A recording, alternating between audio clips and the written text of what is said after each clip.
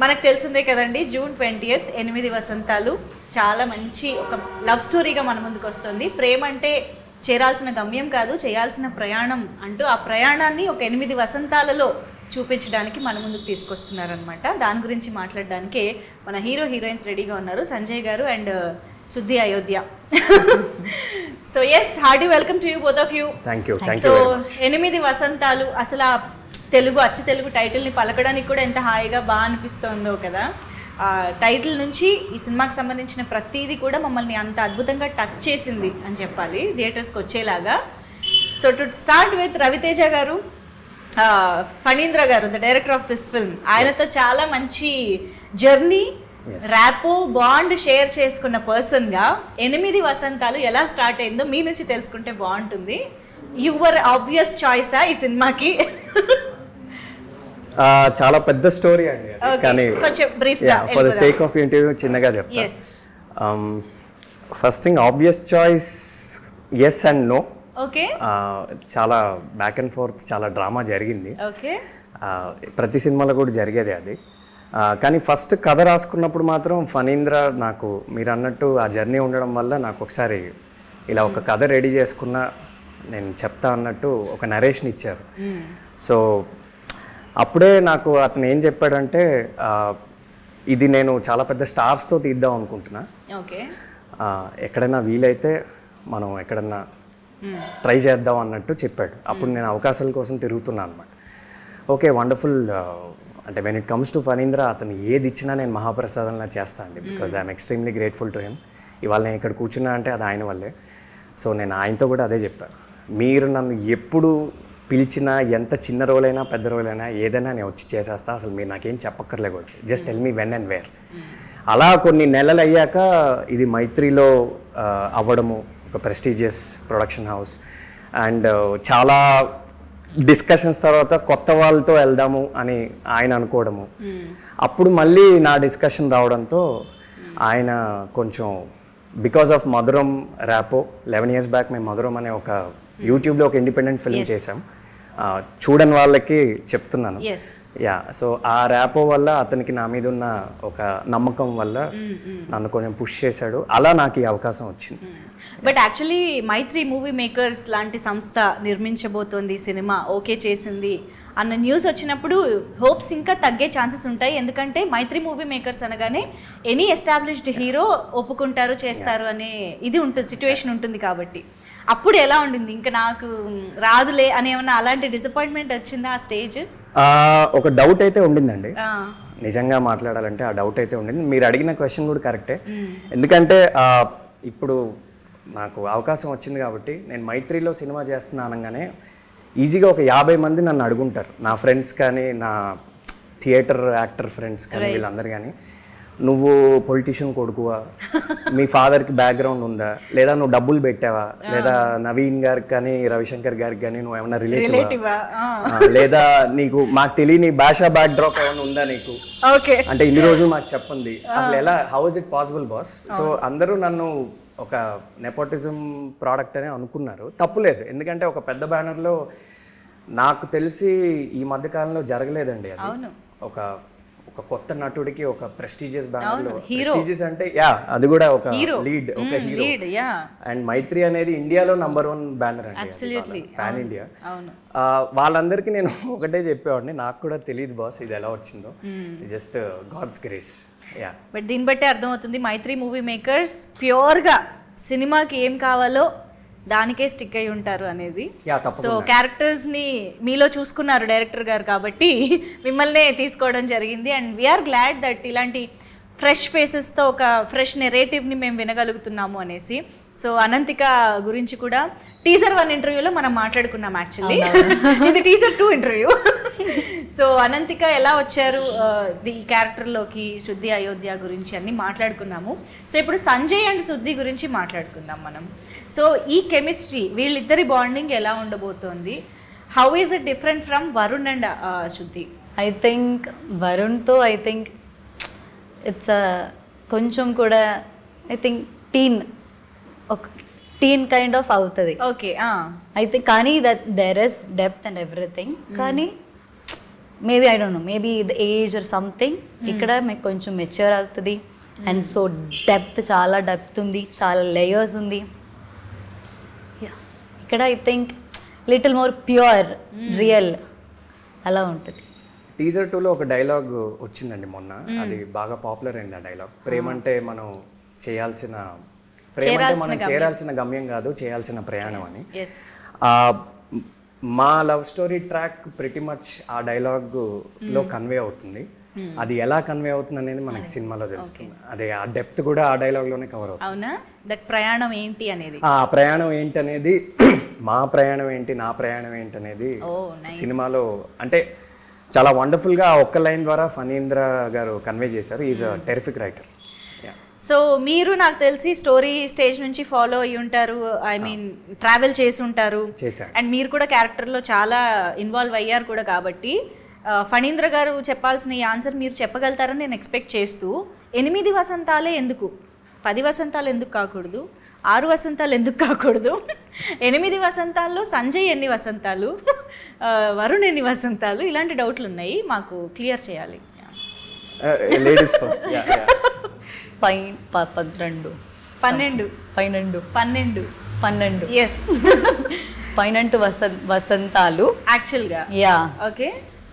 కానీ full original story ఆయన 12 years journey లాగా రాశాడండి. అందరి క్యారెక్టర్స్, వరుణ్ది కానీ శుద్ధిది కానీ అలా.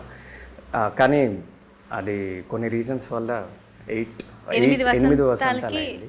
ఇప్పుడు ఎన్ని వసంతాల్లో ఎవరెవరు ఉంటారో అవన్నీ మేము చెప్పలేమండి, మీరు అది రిలీజ్ వరకు వెయిట్ చేయాలి. Okay okay.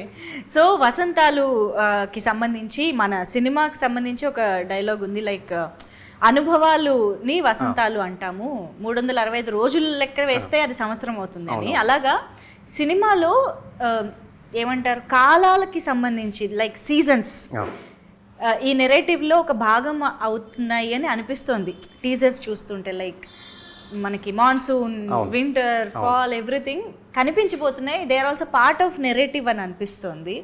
ఇది ఎంతవరకు కరెక్ట్ అండ్ ఎంతవరకు అలాంటి ఒక ఫీల్ మాకు కన్వే అవుతుందని అనుకుంటున్నారు?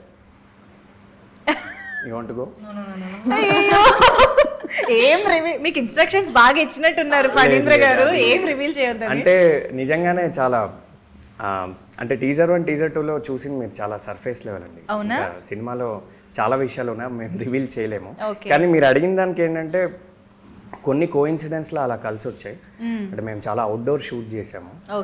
సో కొన్నిసార్లు వెదర్, అంటే ఈ పర్టికులర్ వెదర్లో మేము షూట్ చేయాలని మేము అనుకోలేదు. ఆ రోజు వెదర్ అలా ఉండడంతో కూడా కొన్నిసార్లు అలా మాన్సూన్ కానీ ఇలాంటి డిఫరెంట్ షేడ్స్ వచ్చాయి. బట్ కొన్ని డైరెక్టర్ గారు డెలిబరేట్గానే ఆ పోయటిక్గా ఇది వసంతాలు కాబట్టి డిఫరెంట్ సీజన్స్ కూడా డిఫరెంట్ సీజన్స్ క్యాప్చర్ అయ్యేలాగా.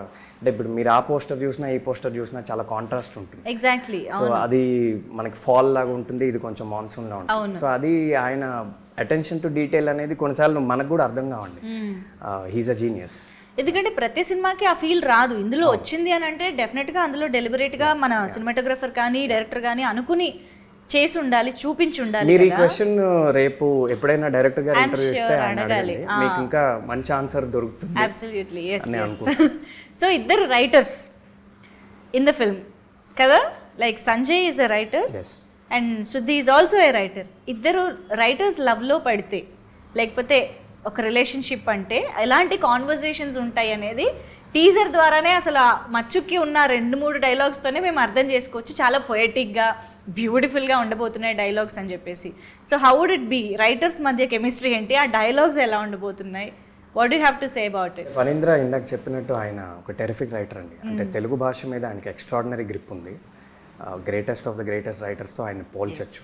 సో న్యాచురల్గానే ఆయన నార్మల్ క్యారెక్టర్స్కే చాలా హెవీ, చాలా ఇంటెన్స్ తెలుగు డైలాగ్స్ రాస్తారు. అది ఆయన స్టైల్. మీరు మనుదో చూసుకున్నా, మధురంలో చూసుకున్నా అలానే రాస్తారు ఆయన స్టైల్. అది న్యాచురల్గానే. ఇంకా రైటర్స్ అనేసరికి ఇంకా చాలా హెవీ, అంటే హెవీ అంటే ఒక సొఫిస్టికేటెడ్ తెలుగు అనేది కొంచెం యూజ్ చేశారు ఆయన. అంటే సినిమా మొత్తంలో వేరే క్యారెక్టర్స్కి ఉండే డైలాగ్స్కి మా మధ్య ఉండే డైలాగ్స్కి కొంచెం ఒక చిన్న ఒక చిన్న రైటర్ ఎలిమెంట్ అనేది, ఆయన కూడా రైటరే కాబట్టి అది న్యాచురల్గా వచ్చింది. దానికి బెస్ట్ ఎగ్జాంపుల్ మనకి టీజర్ 2లో వచ్చిన 2 డైలాగ్స్, అమ్మాయిలకి రౌద్ర రసం కరుణ రసం, అంటే ఒక రైటర్ మాత్రం అలాంటి లైన్ వాడగలదండి. ఎందుకంటే మన నార్మల్ లైఫ్లో మనం అలా మాట్లాడం కదా, బట్ ఒక ఆథర్ కానీ ఒక రైటర్ కానీ వాళ్ళకి ఆ భాష మీద కమాండ్ ఉంటుంది కాబట్టి అలాంటి డైలాగ్ న్యాచురల్గా వస్తుంది. అండ్ ప్రేమ అంటే మనం చేరాల్సిన గమ్యం కాదు, ఇది కూడా అంటే మీరు అడిగిన క్వశ్చన్కి ఈ 2 డైలాగ్సే బెస్ట్ ఆన్సర్. సో ఇలాంటి స్టైల్లోనే ఇంకా ఉంటాయి. ఈవెన్ ఆ ఆడదాన్ని అందానికి బియాండ్ గా చూస్తే సముద్రం అంత లోతు కనిపిస్తుంది అనే ఒక డైలాగ్ కానీ చాలా ఉన్నాయి ఇందులో. సో అలా వెతుక్కోవచ్చండి డైలాగ్స్. చాలా డైలాగ్స్ సినిమా రిలీజ్ అయ్యాక చాలా పాపులర్ అవుతాయి, చాలా వైరల్ అవుతాయి. వాట్సాప్లో వీటిలో స్టేటస్గా కూడా పెట్టుకోవచ్చు చాలా. Yes absolutely. అండ్ ఆయన డైలాగ్ ఎలాగో గుర్తు చేశారు కాబట్టి, సో అమ్మాయిలకి కత్తి పట్టుకునే రౌద్రరసం కంటే కన్నీళ్లు తుడిచే కరుణ రసం ఎక్కువ నచ్చుతుంది అనేది Shuddhi opinion, right? What is Ananthika's opinion? Which నవరసాలలో I also prefer కరుణ రసమా? కన్నీళ్లు తుడిచేవాడు కావాలా? ఓకే, అమ్మాయి కూడా అడుగుదాం సంజయ్ని. ఐ థింక్ నాకు తెలిసి అబ్బాయిలు ఏ రసం కోరుకోరండి, జస్ట్ కొంచెం అమ్మాయి మనకి కేరింగ్గా ఉంటే చాలు, మనల్ని బాగా చూసుకుంటే చాలు. నాకు తెలిసి నేను అలానే ఉంటాను, నా ఫ్రెండ్స్ అందరూ కూడా అలానే ఉంటారు. అంత పెద్దగా ఎక్స్పెక్టేషన్స్ మాకేం ఉండవండి. ఎక్స్పెక్ట్ చేసేది మాత్రం దొరుకుతుంది అంటే అమ్మాయిలకు ఉంటే లేదు నాకు తెలియదు, బట్ మాకంత ఇవాళ రేపు అయితే మాకంత ఎక్స్పెక్టేషన్. శాంతరసం కోరుకుంటారేమో కదా మీరు? అది మాత్రం తప్ప. అర్థమవుతుంది. థ్యాంక్స్, మీరు ఒక గుర్తు చేశాను, మంచి ఆన్సర్ యాడ్ చేశారు. అర్థమైంది. అక్కడ నుంచి ఫైనల్గా వచ్చింది ప్రశాంతత.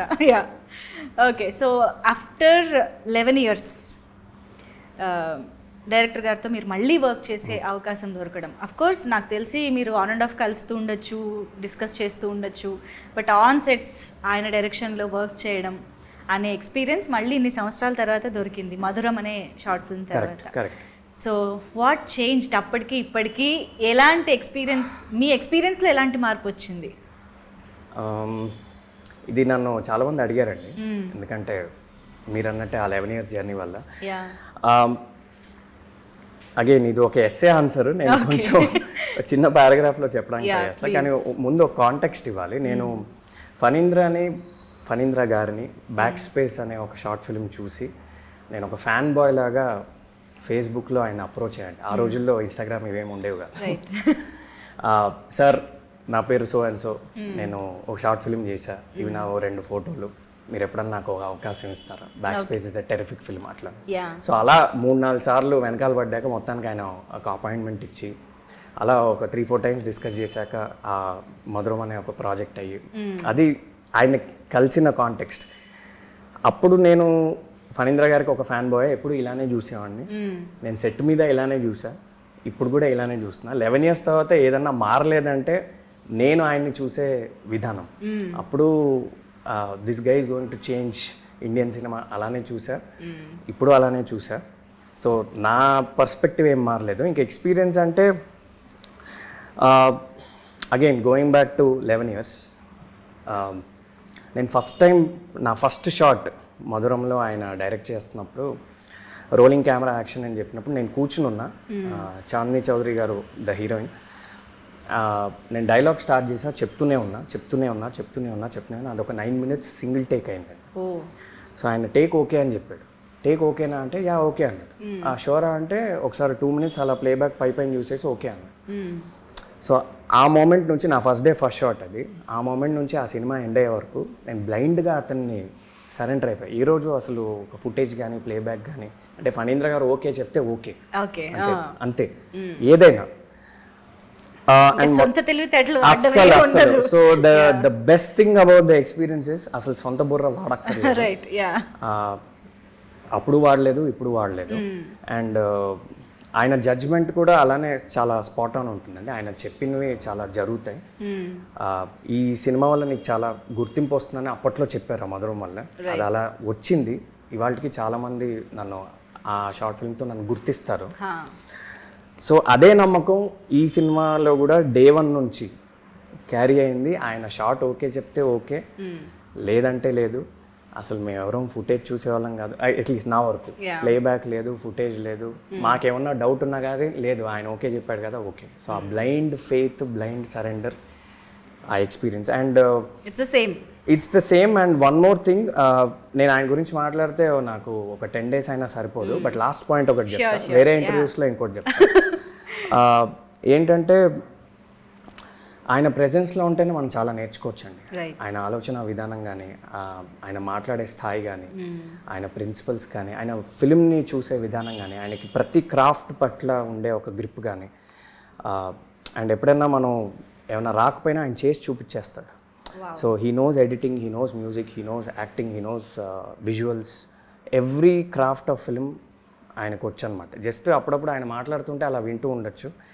ఆ ఎక్స్పీరియన్స్ మాత్రం నేను మళ్ళీ లైఫ్లో ఎప్పుడన్నా వస్తే రావాలని కోరుకుంటున్నాను. నేను ఫణీంద్ర గారితో కూడా ఒకసారి అన్నా, మీరు బాస్, మీరు ఎప్పుడు నన్ను పిలిచినా నేను వచ్చేస్తా.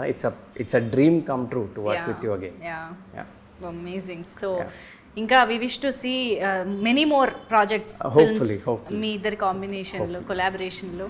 అండ్ మీకు అనంతిక, అంటే ఇప్పుడు ఒక టేక్ ఓకే అయిందా లేదా ఇందులో నేను ఇంకా ఏం ఎక్స్పెక్ట్ చేస్తున్నారు, ఇంకా ఏం బెటర్ కోరుకుంటున్నారు అన్నది ఎలా కమ్యూనికేషన్ ఉంటుంది మీకు ఫణీంద్ర గారికి?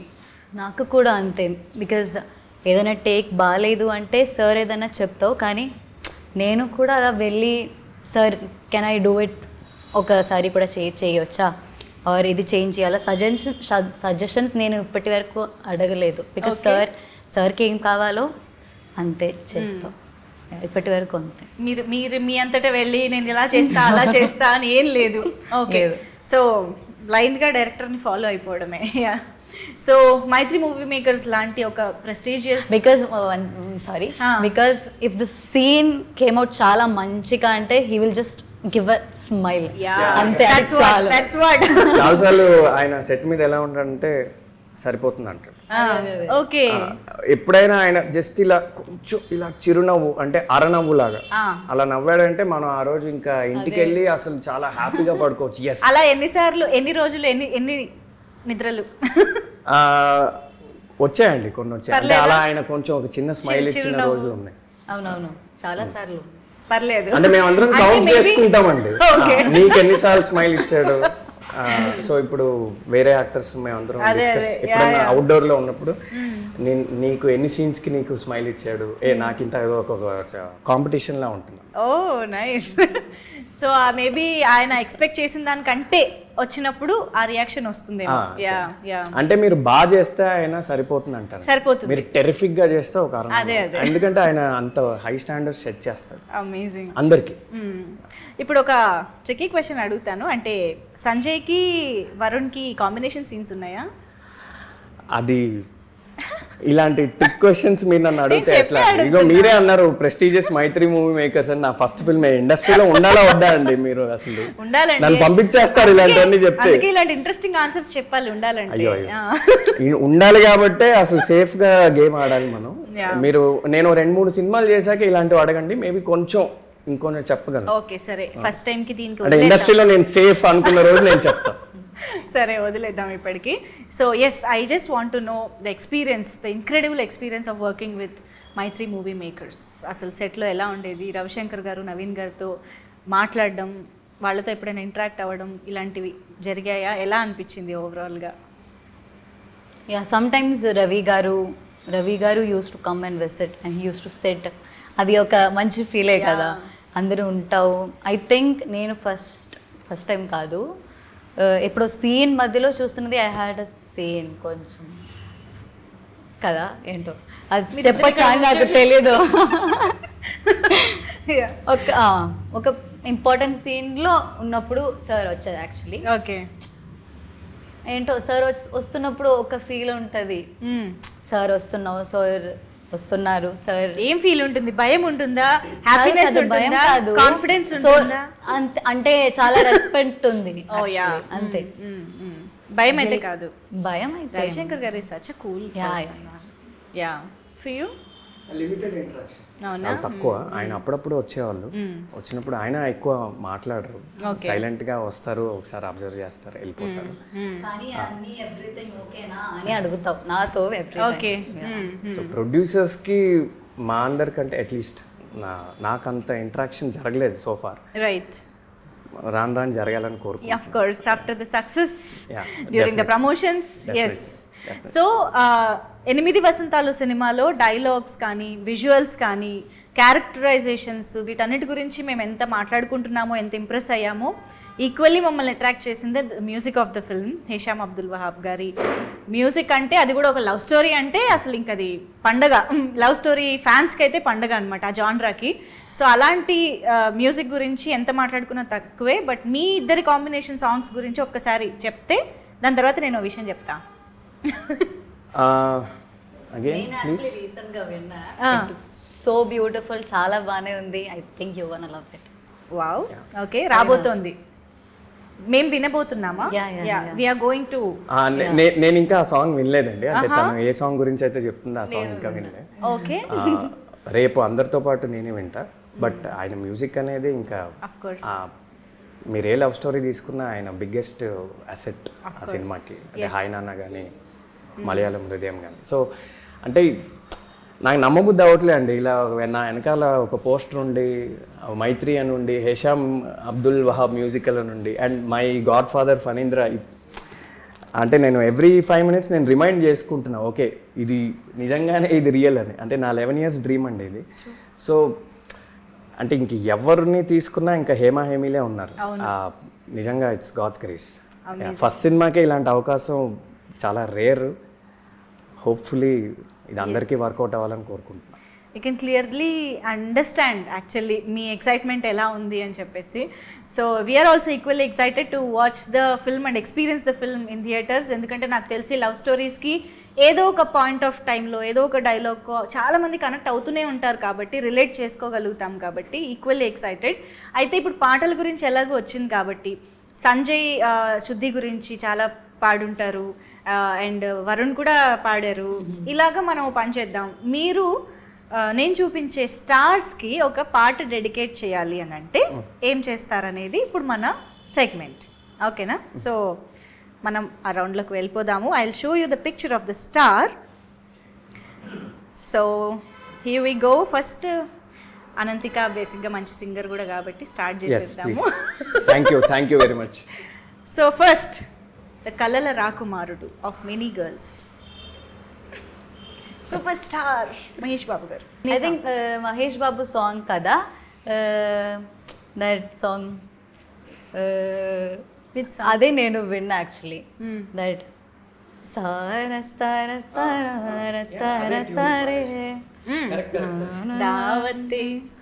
అదే నాకు తెలుసు యాక్చువల్లీ. ఫస్ట్ టైం నేను లైక్ ఈ సార్ సాంగ్ ఇది అని నేను అనుకున్నా. ఐ థింక్ అదే నాకు వచ్చింది మైండ్లో. సో ఇప్పుడు the icon star Allu Arjun గారికి which song would you dedicate? Maybe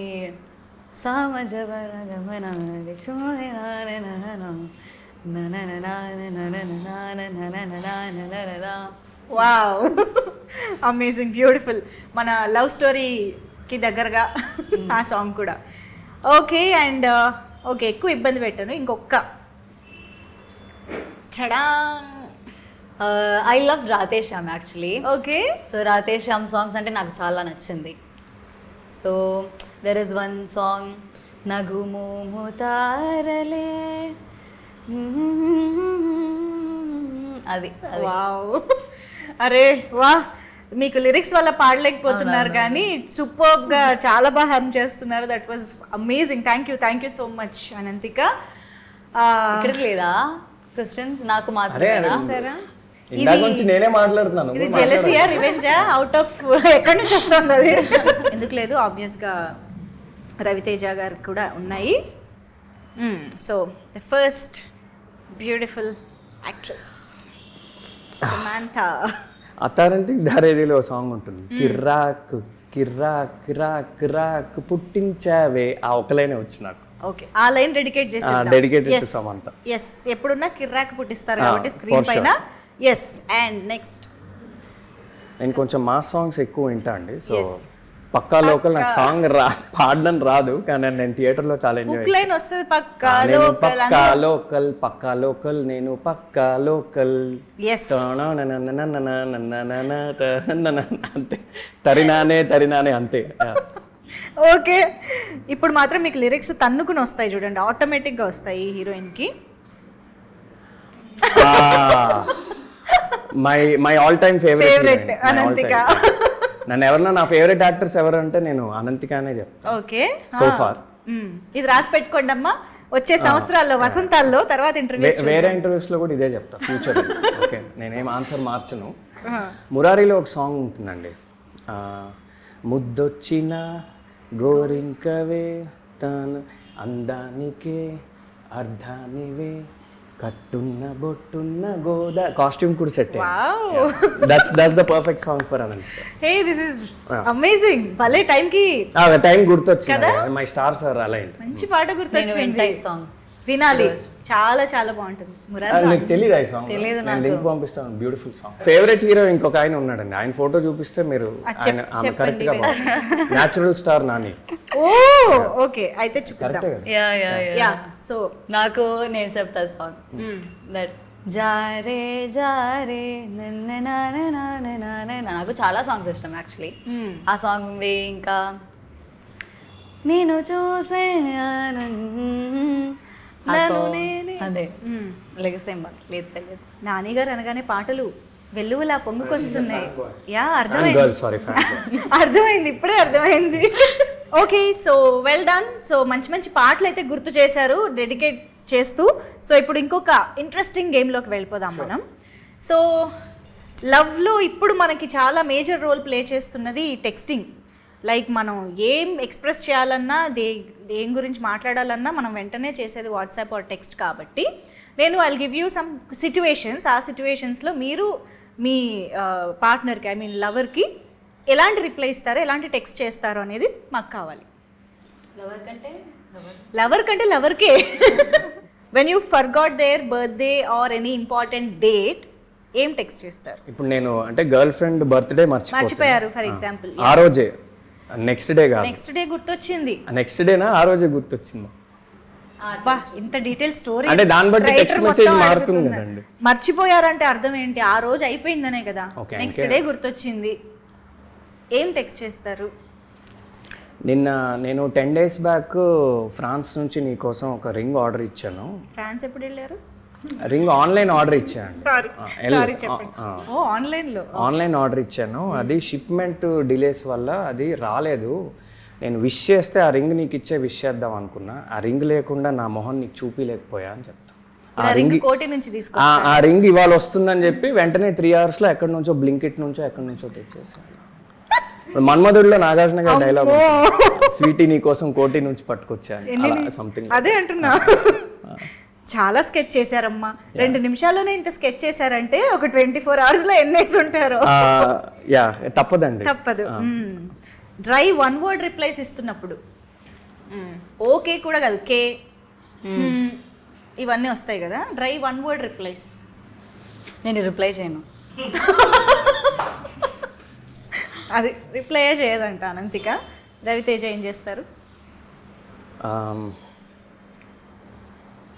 directly call, rude కాదు నేను, మేబీ అంతే.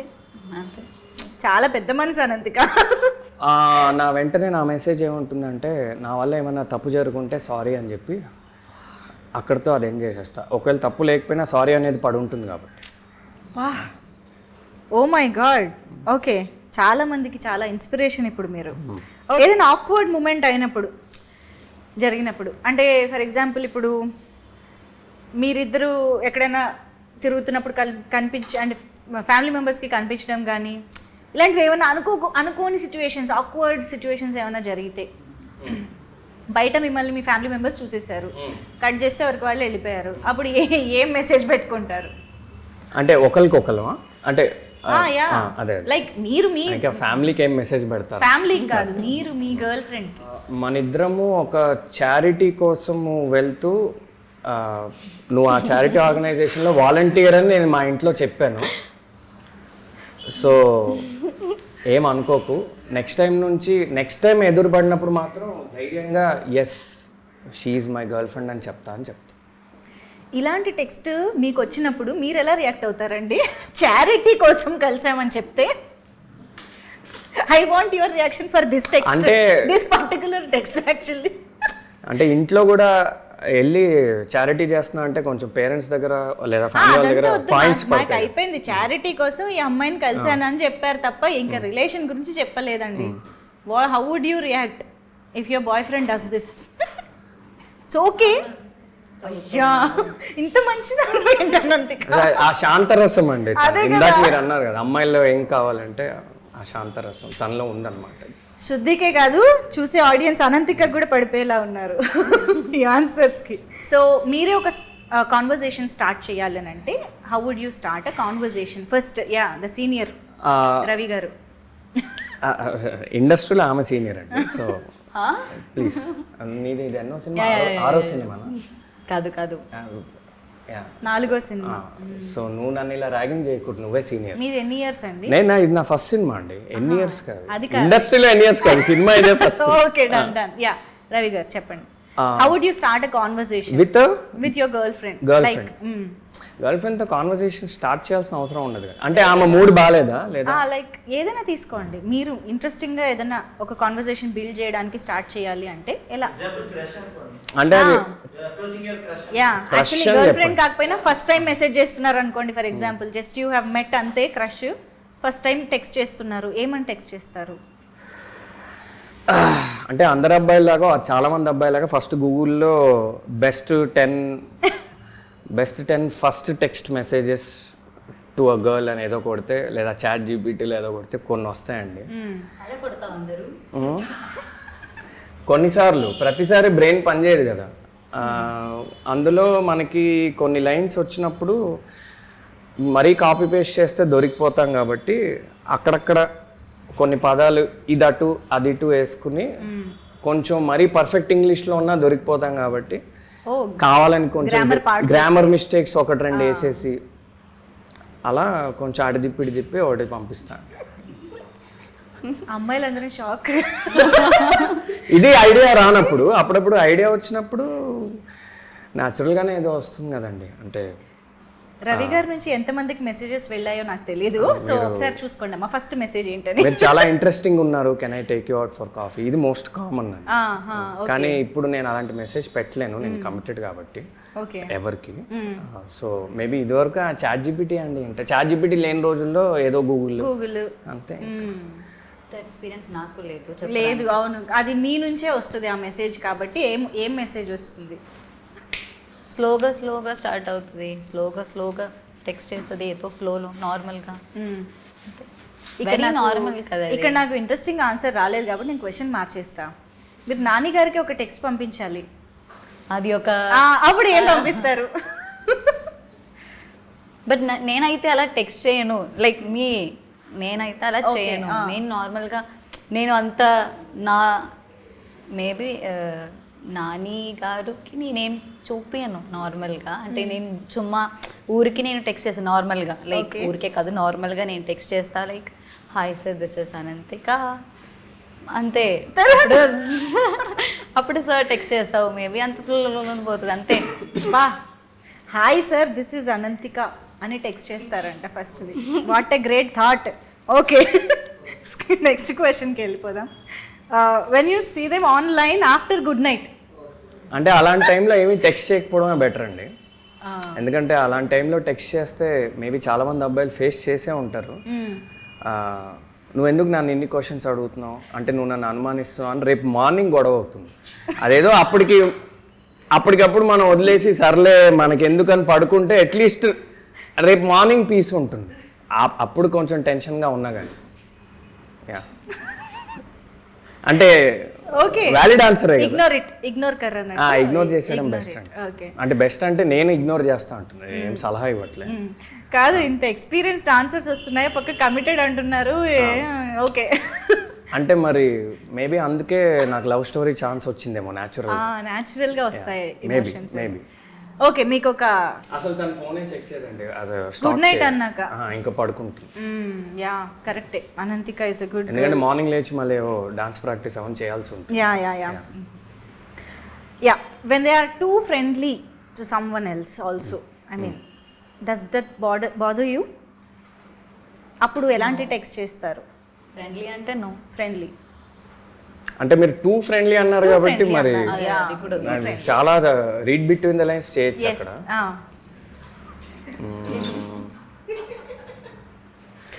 నువ్వు ఎవరితో అయితే టూ ఫ్రెండ్లీగా ఉన్నావో వాళ్ళకి నువ్వు కమిటెడ్ అని తెలుసు కదా అని ఒక క్వశ్చన్ మార్క్ అడుగుతా అంతే. అంతే, అంటే అది డిప్లొమాటిక్గానే అడుగుతా. ఓకే, ఏ టోన్లో ఏమి. ఓకే, మీరు లవ్ స్టోరీ ఎప్పుడు రాస్తున్నారండి? ప్రయత్నిస్తా అండి. ఇక్కడ కొంతమంది ఇద్దరు మంచి రైటర్స్ ఉన్నారు, వాళ్ళు ఎప్పుడైనా సహకరిస్తారు. ఇంత ఎక్స్పీరియన్స్ ని వేస్ట్ చేసుకోకూడదు, మీరు రాసేయండి. చాలా రిలేటబుల్ ఆన్సర్స్ కూడా ఇచ్చేసారు కాబట్టి. యా, బట్ ఐ థింక్ 8 వసంతాల్లో డెఫినెట్గా ఇలాంటి చాలా రిలేటబుల్ ఎమోషన్స్ అయితే ఉంటాయని అర్థం అవుతోంది. సో మేము సినిమా చూడడానికి వెయిట్ చేస్తున్నాము. But before we wrap this up, 8 Vasantalu మాకు ఎలాంటి ఎక్స్పీరియన్స్ ఇస్తుంది అనేది థియేటర్లో చూస్తాము. మీకు ఎలాంటి ఎక్స్పీరియన్స్ ఇచ్చింది, లేకపోతే మీ మెమరబుల్ మూమెంట్స్ ఆన్ సెట్స్ కానీ ఇవేమైనా చెప్పాలనుకుంటే ప్లీజ్. నాకైతే మేబీ లాస్ట్ డే అంతే. బికాజ్ లాస్ట్ డే మనకి ఇది అంత ఏంటి, వీఆర్ ఎండింగ్ కదా, ఎండింగ్ ప్రాసెస్లో ఉన్నా. అది ఐ థింక్ అది మనకి we're not able to digest that. Okay అవుతుంది షూటింగ్, అవును అయిపోయింది, రేపు నుంచి మనం ఎవరు కలవను.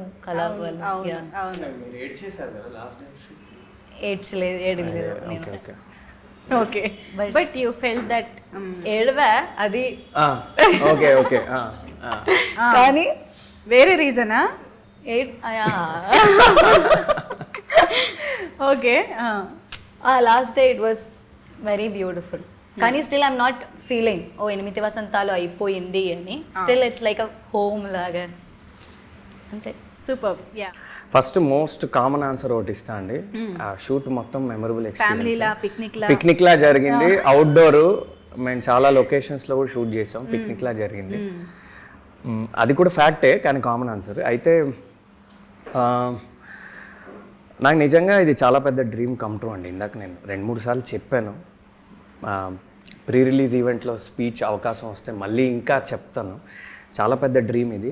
అసలు ఇది డైజెస్ట్ చేసుకోవడానికి నాకు చాలా రోజులు పట్టింది. షూట్ అప్పుడు కూడా అప్పుడప్పుడు నమ్మబుద్ధి అయ్యేది కాదు, ఇంత పెద్ద యూనిట్లో నేను పనిచేస్తున్నానని. లేకపోతే ఇంకా స్టాండ్అవుట్ మూమెంట్స్ అయితే నాకు 3 ఉన్నాయండి. ఓకే, ఒకటి అది నేను డీటెయిల్స్ చెప్పలేను, కానీ ఒకరోజు నాకు ఒక స్టాండింగ్ ఓవేషన్ వచ్చింది సెట్ మీద. అది నేను లైఫ్ లాంగ్ గుర్తుపెట్టుకుంటా. అది డీటెయిల్స్ నేను చెప్పలేను, మేబీ సినిమా రిలీజ్ అయ్యాక మళ్ళీ మనం కలిస్తే నేను చెప్తాను ఏ సీను ఎక్కడ అనేది చెప్తాను. అది ఎక్స్ట్రాడినరీ మూమెంట్ అది. ఎందుకంటే నేను అది ఎక్స్పెక్ట్ చేయలేదు, అది అనుకోకుండా ఒక మ్యాజికల్ మూమెంట్ లాగా అలా జరిగింది. రెండోది, ఒకరోజు అంటే చాలా చాలా గాలివాన, ఒక పెద్ద స్టామ్ అలాంటి ఒక సిచ్యువేషన్ ఉండిందండి అవుట్డోర్లో మేము షూట్ చేస్తాం. అంటే ఇంకా ఇంపాసిబుల్ ఆ రోజు షూట్ చేయడం. ఇదే కదా, ఇదే కరెక్ట్. ఈ షాట్ అప్పుడు అండ్ ఇంకో సీన్ కూడా ఉంటుంది దీని ఫాలో అప్ సీన్. ఆ రోజు ఏంటంటే నాకు తెలిసి డైరెక్టర్ గారు యూనిట్ మొత్తం కూడా ప్యాకప్ చెప్పేద్దాం అనుకున్నారు ఒకసారి. కండిషన్స్ చూసి ఏంటిది ఇలా ఉంది, అసలు కెమెరా పెట్టడమే ఇంపాసిబుల్లా ఉంది, గాలికి ఎగిరిపోతున్నాయి అన్ని, బట్టలు ఎగిరిపోతున్నాయి, జుట్టు ఎగిరిపోతుంది, ఏం లేదు. ఆ రోజు మొత్తానికి షూట్ చేయాల్సి వచ్చిందండి. That's the beauty of cinema. ఆ రోజంతా అలానే ఉండింది వెదర్. ఒక్క అరగంట కూడా మాకు ఒక అనుకూలమైన పరిస్థితి లేదు. ఆ మార్నింగ్ నుంచి నైట్ వరకు షూట్ చేసాము, అనుకున్న సీన్ షూట్ చేసాము, అనుకున్న అవుట్పుట్ వచ్చింది. డైరెక్టర్ గారు సూపర్ హ్యాపీ. కొన్ని ఎక్స్ట్రీమ్లీ బ్యూటిఫుల్ షాట్స్ ఆ రోజు వచ్చాయి. అది ఆ రోజు ఇంటికి వెళ్ళాక అసలు నేనే నమ్మబుద్ధి కాలేదు, అసలు ఎలా జరిగింది వాళ్ళ షూట్ అని. ఏమి అంటే అంత గాలంటే మైక్లో ఇన్స్ట్రక్షన్స్ కూడా ఏం వినపడేవి కాదు. సంహౌ గట్టెక్కాము అండ్ చాలా బాగా వచ్చింది. ఆ రోజు ఒక సాటిస్ఫాక్షన్తో పడుకున్నాం. ఓకే, మనం ఒక ఛాలెంజింగ్ వెదర్లో కంప్లీట్ చేసాం. అది బ్యూటిఫుల్ మెమరీ. అది కూడా చూస్తుంటే మంచి బ్రీజీ ఫీల్ వస్తుంది. అండ్ ఇంకొకటి most importantly day 1 of shoot, okay అది ఇంకా లైఫ్ లాంగ్ గుర్తుండిపోతుంది. ఎందుకంటే నా ఫస్ట్ సినిమా ఫస్ట్ డే, అందులోనూ డే 1 నాకు చాలా పెద్ద సీన్ పడింది అనమాట. అంటే ఏదో చిన్న సీన్ ఇలా కాదనమాట, ఇంపార్టెంట్, చాలా ఇంపార్టెంట్ సీన్, చాలా డెప్త్ ఉన్న సీన్ అది. ఫస్ట్ డేనే పడింది. నేను చాలా టెన్షన్ పడ్డా, ఏంటి ఫస్ట్ డేనే మనకి ఇంత పెద్ద సీన్ వచ్చింది ఏంటని. కానీ ఆ రోజు కూడా చాలా మంచిగా జరిగింది. ఆ రోజు నేను కొంచెం కాన్ఫిడెన్స్ వచ్చింది. అంటే ఓకే, మనం ఏదో అనుకుని దిగాము, మనం అనుకున్న దానికి ఇక్కడ ఉన్నదానికి అంత వ్యత్యాసం ఏం లేదు, మనలో మ్యాటర్ ఉంది, మనం నిలబడచ్చు. కాన్ఫిడెన్స్ ఆ రోజు ఆ డే 1 షూటింగ్ అయ్యాక స్మూత్గా అయ్యాక వచ్చింది. పర్ఫెక్ట్, ఈ మూడ్ అండి. Wow, amazing. Thank you. So after release కూడా ఇలాంటి మెమరబుల్ మూమెంట్స్ ఇంకా రావాలి అని కోరుకుంటున్నాము. అండ్ 8 వసంతాలు మాకు ఒక మెమరబుల్ ఫిల్మ్ అవ్వాలని కూడా మనస్ఫూర్తిగా కోరుకుంటున్నాము. So thank you so much for being with us. Thank you.